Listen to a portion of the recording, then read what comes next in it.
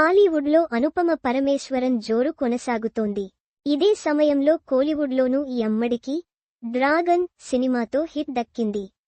ప్రదీప్ రంగనాథన్ హీరోగా నటించిన డ్రాగన్ సినిమాలో అనుపమ పరమేశ్వరన్ మంచి పాత్రలో నటించి మెప్పించింది. సినిమాలో ఆమె పాత్ర అత్యంత కీలకంగా నిలిచింది. దాంతో సినిమా విడుదల తర్వాత కోలీవుడ్లో అనుపమ క్రేజ్ అమాంతం పెరిగింది.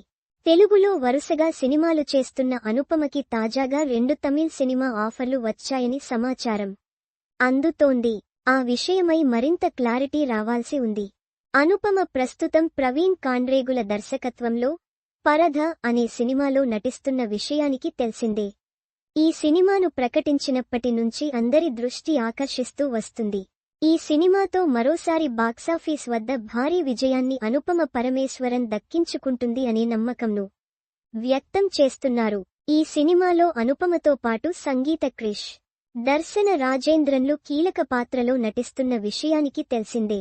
వీరిద్దరితో పాటు అనుపమ ఆన్ స్క్రీన్ యాక్షన్ ప్రేక్షకులకు వినోదాన్ని పంచుతుంది అనే విశ్వాసంను మేకర్స్ వ్యక్తం చేస్తున్నారు.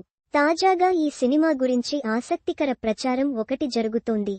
స్టార్ హీరోయిన్ సమంత ఈ సినిమాలో గెస్ట్ రోల్లో కనిపించేందుకు ఓకే చెప్పిందట. అనుపమ పరమేశ్వరన్తో సమంతకు సన్నిహిత సంబంధాలు ఉన్నాయి.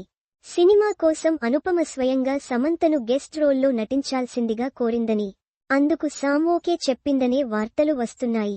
అతి త్వరలోనే పరదా షూటింగ్ కోసం సమంత రెడీ అయ్యే అవకాశాలు ఉన్నాయి.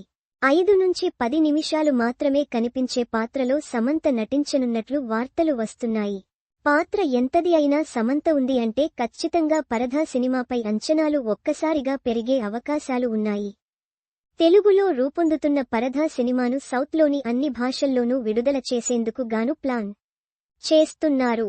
అందుకే సమంత గెస్ట్ అపియరెన్స్ ఖచ్చితంగా సినిమాకు అదనపు ఆకర్షణ అవుతుందనే అభిప్రాయంను ఇండస్ట్రీ వర్గాల వారు వ్యక్తం చేస్తున్నారు.